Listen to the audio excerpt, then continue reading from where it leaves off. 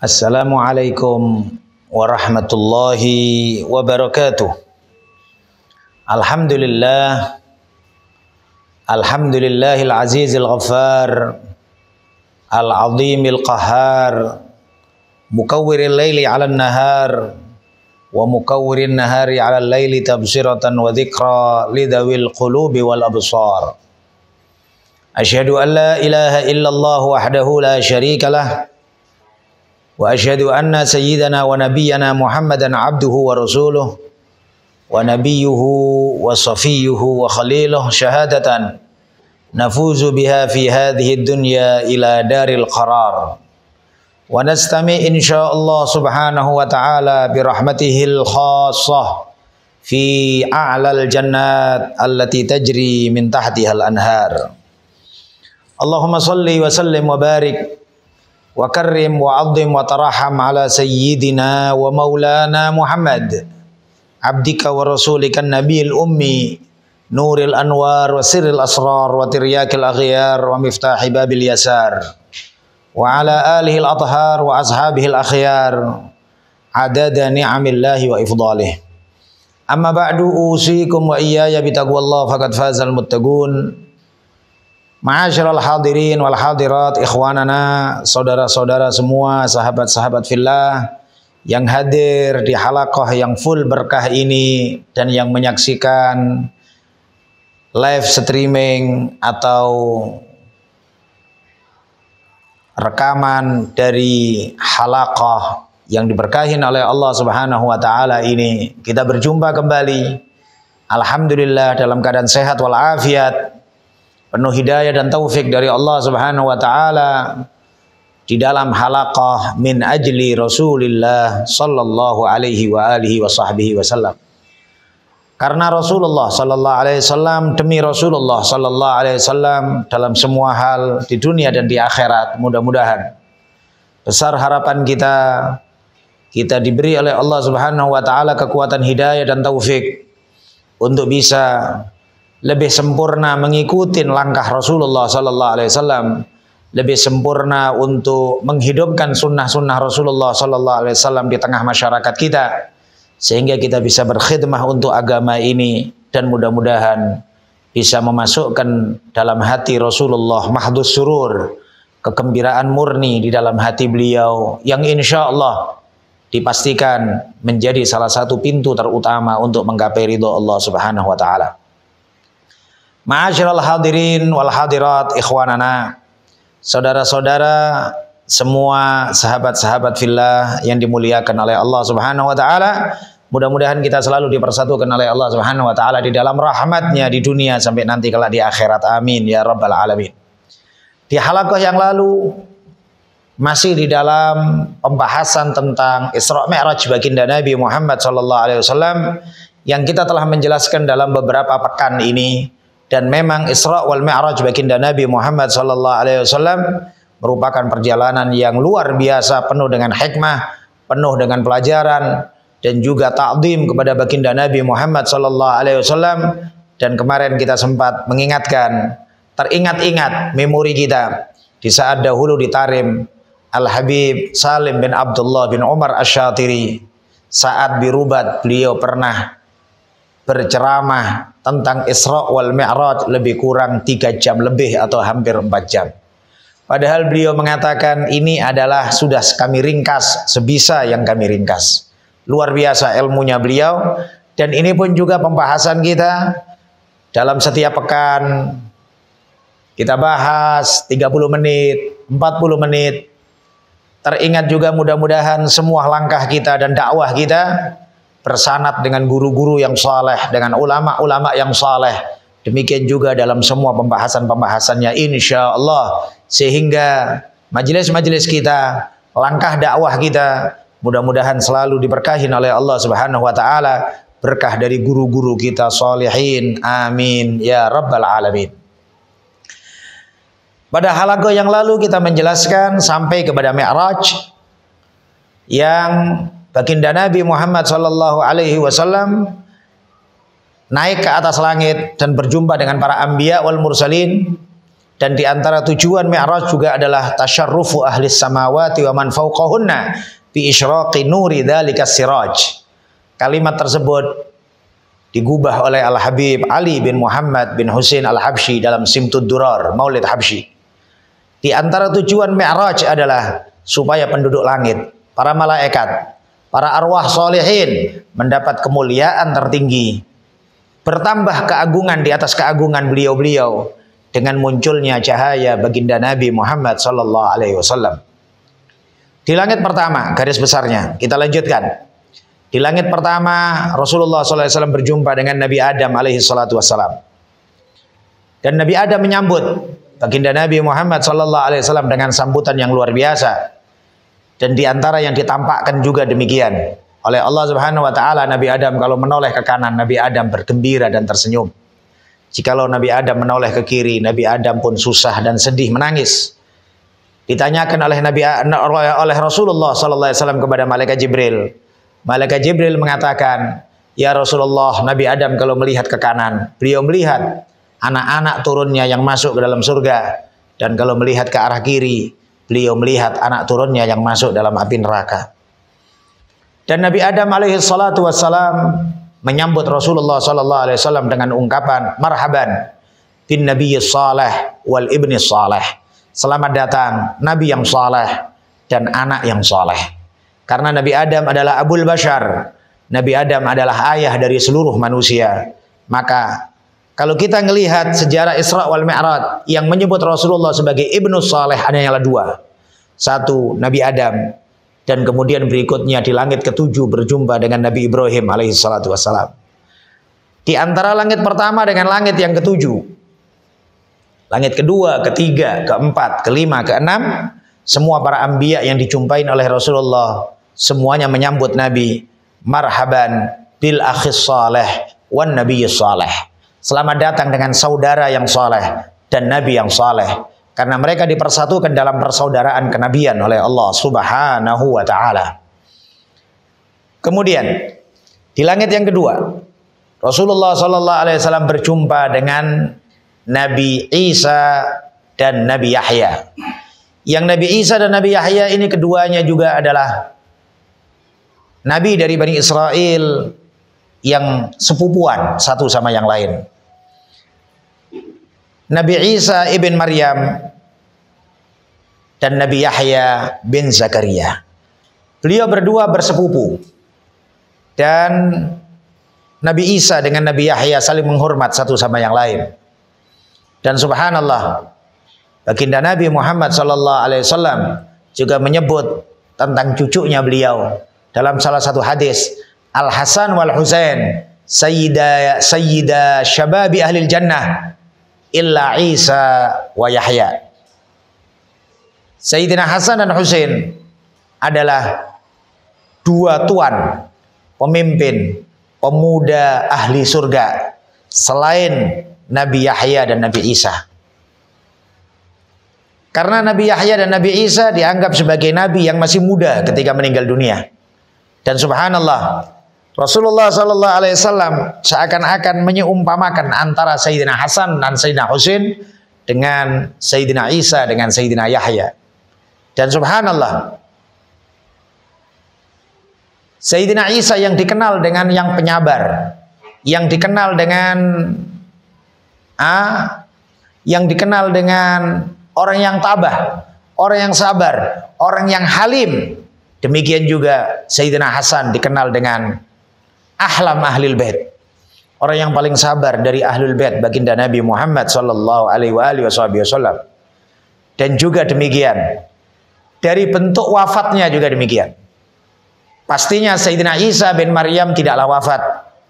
Al-Quran telah menjelaskan, wa ma qataluhu wa ma salabuhu walakin syubbiha lahum.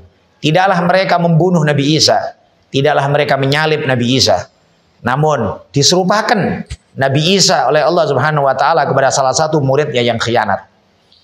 Dan subhanallah, wafatnya Sayyidina Hasan juga demikian.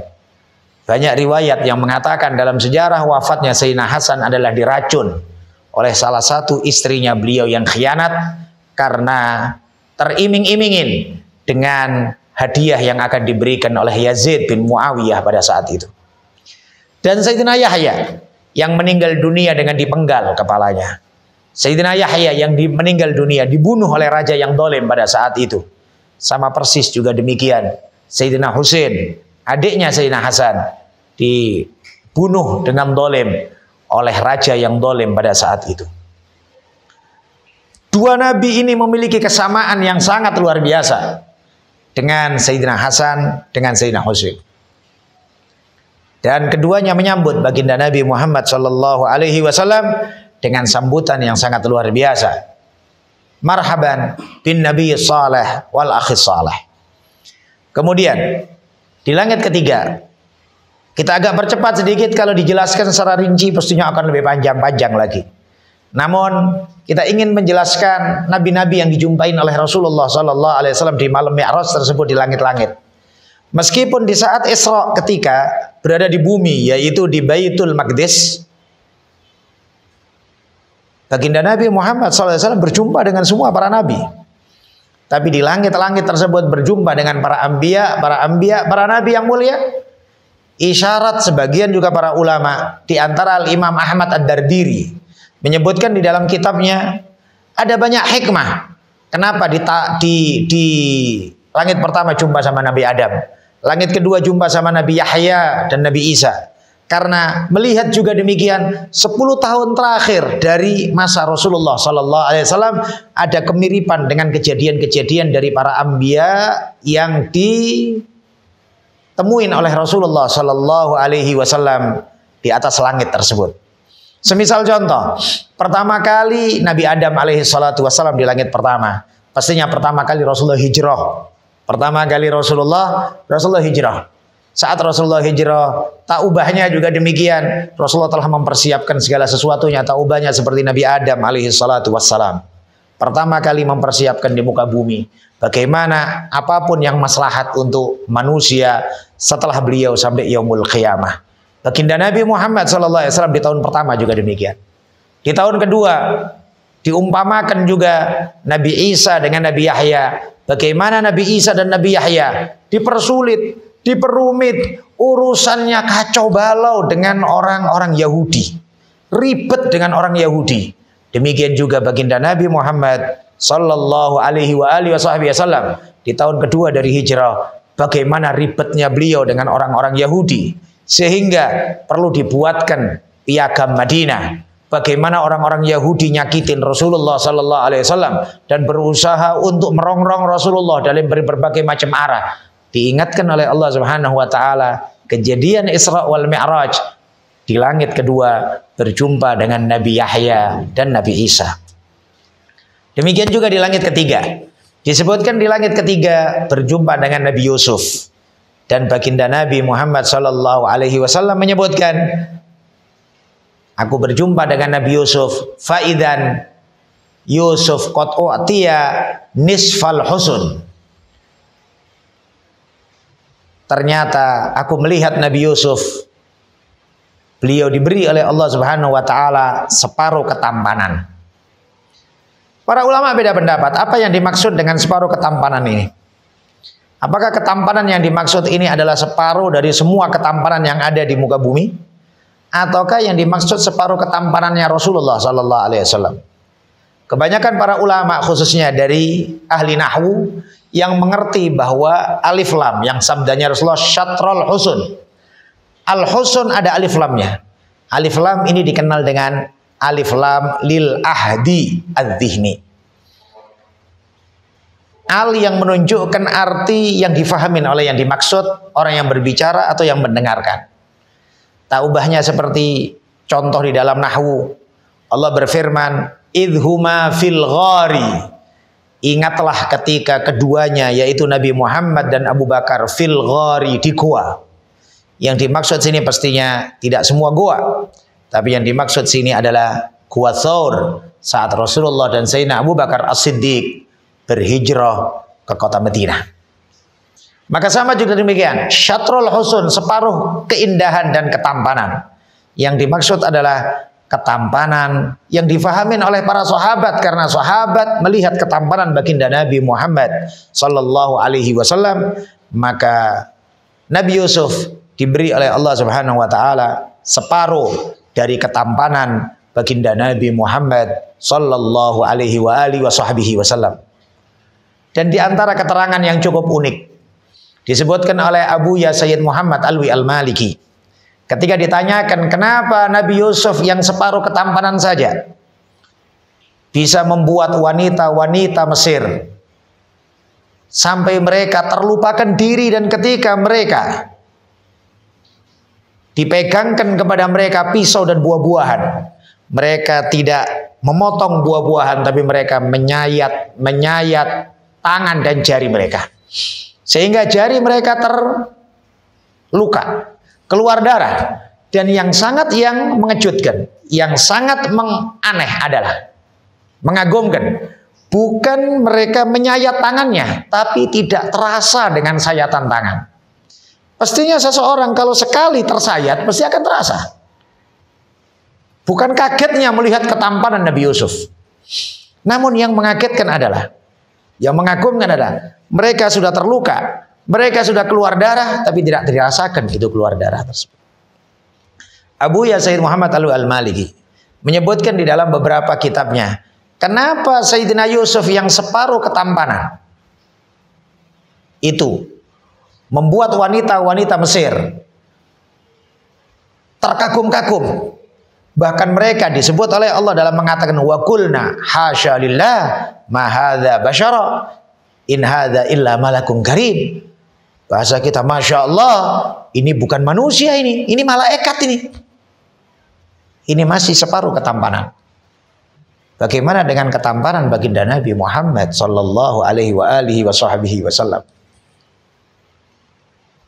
Abu Ya Sayyid Muhammad Al-Maliki mengatakan dalam kitabnya bahwa jawaban pertama adalah riwayat Sayyidah Aisyah radhiyallahu anha. Sayyidah Aisyah mengatakan, andai wanita-wanita Mesir tersebut memandang baginda Nabi Muhammad sallallahu alaihi wasallam, la atharna qat'al qulub ala qat'al aidi. Kalaulah mereka memandang wajah Rasulullah sallallahu alaihi wasallam, mereka bukan menyayat-nyayat, melukain tangan dan jari, tapi mereka akan menyayat-nyayat hati mereka. Hati mereka yang tersayat-sayat. Jawaban pertama. Jawaban kedua, bahwa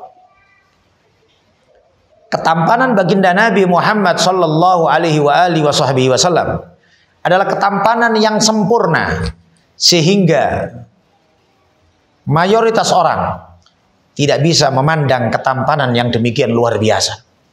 Tidak sanggup. Sehingga disebutkan sahabat-sahabat yang menceritakan wajah Rasulullah sallallahu alaihi wasallam adalah sahabat-sahabat yang masih muda dan kanak-kanak. Sedangkan sahabat-sahabat yang sudah tua, sahabat-sahabat yang dewasa, ketika mereka duduk di hadapan Rasulullah sallallahu alaihi wasallam, mereka tidak sanggup memandang wajah baginda Nabi Muhammad sallallahu alaihi wasallam, dan mereka hanyalah memandang sesaat sedikit. Berbeda dengan anak-anak dari para sahabat yang mereka merasa asyik, mereka nyaman dengan wajah memandang baginda Nabi Muhammad sallallahu alaihi wasallam. Jawaban ketiga, bahwa diumpamakan ketampanan Sayyidina Yusuf alaihi salatu wassalam tak ubahnya seperti ketampanan atau keindahan bulan purnama. Yang bulan purnama tersebut bisa dilihat, bulan purnama tersebut bisa dinikmatin, bulan purnama tersebut bisa untuk kita merasa asyik dengannya, berlama-lama dengannya. Berbeda dengan ketampanan baginda Nabi Muhammad SAW yang diumpamakan dengan matahari. Maka matahari tersebut tidak akan bisa orang melihatnya dalam jangka waktu yang cukup lama. Andai kita sanggup memandang matahari, pastinya kita pandang sebentar, kemudian kita tunduk lagi. Kita pandang sebentar, tidak kuat, kita tunduk lagi. Jawaban keempat, ketampanan baginda Nabi Muhammad sallallahu alaihi wasallam diliputin dengan haibah, kewibawaan dari Allah Subhanahu wa taala yang luar biasa. Sehingga kewibawaan tersebut sangatlah luar biasa dan tidak sampai menjadikan orang terfitnah dengan ketampanan tersebut. Berbeda dengan ketampanan Nabi Yusuf yang menjadikan wanita-wanita terfitnah. Wanita-wanita kemudian mereka mengagumin berlebihan. Berbeda dengan baginda Nabi Muhammad sallallahu alaihi wasallam, karena ketampanan Rasulullah sallallahu alaihi wasallam dibarengin oleh Allah Subhanahu wa taala dengan haibah, kewibawaan yang besar dari Allah Subhanahu wa taala, sehingga nilai memuliakan Rasulullah jauh lebih besar daripada seseorang menikmatin wajah Rasulullah sallallahu alaihi wasallam. Tak ubahnya semisal ketika kita duduk dengan guru-guru kita, mohon maaf siapa yang menyaksikan, tidak ada yang menyaksikan ketampanan guru-guru kita, Sayyidi Al-Habib Umar bin Muhammad bin Salim bin Hafid, Sayyidi Al-Habib Ali bin Abdurrahman Al-Jufri, Abuya Sayyid Muhammad Alwi Al-Maliki, dan guru-guru kita yang lain yang Masya Allah ketika kita memandang, anggap kita orang, bagi para sahabat, anak-anak kecil sahabat yang memandang wajah baginda Nabi Muhammad sallallahu alaihi wasallam dengan ketampanan beliau yang luar biasa, kita asyik nyaman. Namun demi Allah tidak terfikir sebersit pun berbicara tentang ada nilai syahwat di dalamnya, ada nilai kemudian asyik dengan wajahnya saja. Kenapa? Karena yang kita bayangkan adalah keberkahan, yang kita bayangkan adalah kenikmatan kita duduk dalam menimba ilmu dari beliau, kewibawaan yang luar biasa. Dan hal yang semisal ini adalah sesuatu yang wajar.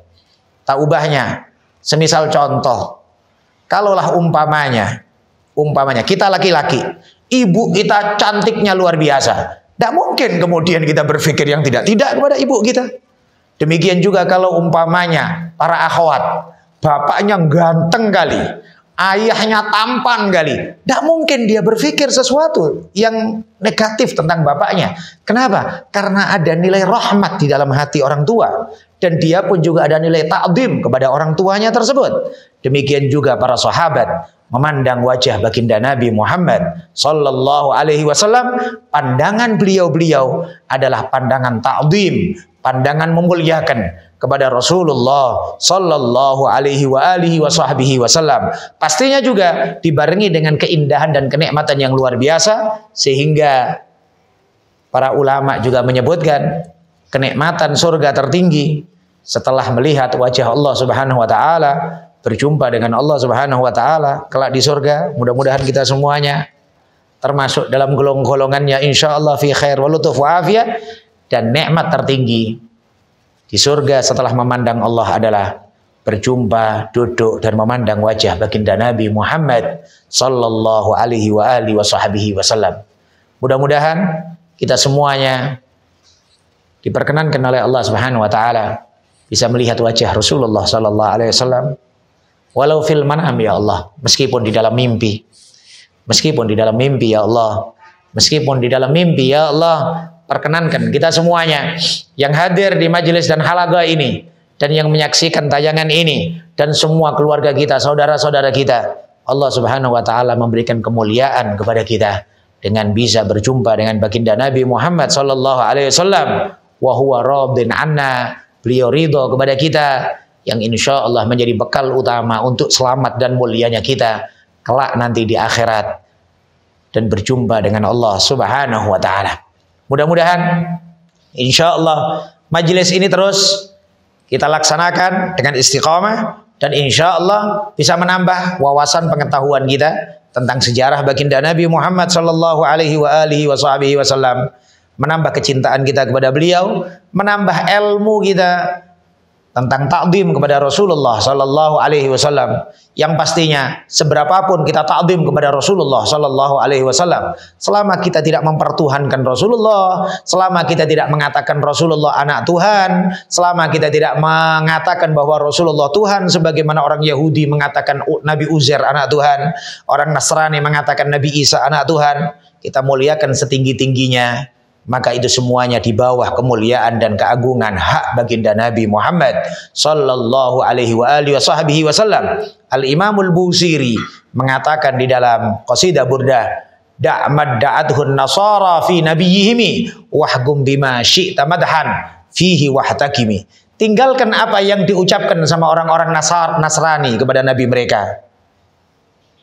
Namun untuk Nabi Muhammad, kokohkan, kuatkan pujian kepada Nabi Muhammad sallallahu alaihi wasallam setinggi-tingginya selama kita tidak mempertuhankan Nabi Muhammad sallallahu alaihi wasallam.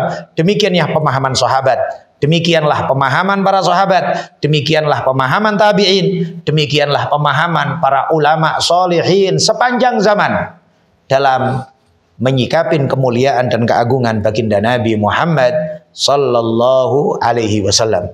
Mudah-mudahan sehat walafiat. Berjumpa kembali kita insyaallah di halaqah berikutnya, masih tetap di dalam halaqah min ajli Rasulillah sallallahu alaihi wasallam.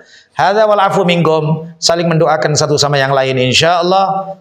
Mudah-mudahan majelis ini diridhoi oleh Allah, perjumpaan kita menarik rahmat Allah, perpisahan kita selalu dalam lindungan Allah. Allahumma ja'al jam'ana hadza jam'an marhuma wa tafarruqana min ba'dihi tafarruqan ma'suma wa la taj'al fina wa la ahadan minna syaqiyan wa la mahruma. Rabbana atina fid dunya hasanah wa fil akhirati hasanah wa qina adzabannar. Hadza wal 'afu minkum. Wa sallallahu wasallam ala sayyidina Muhammad wa alihi wa sahbihi ajma'in walhamdulillahi rabbil alamin. Assalamualaikum warahmatullahi wabarakatuh.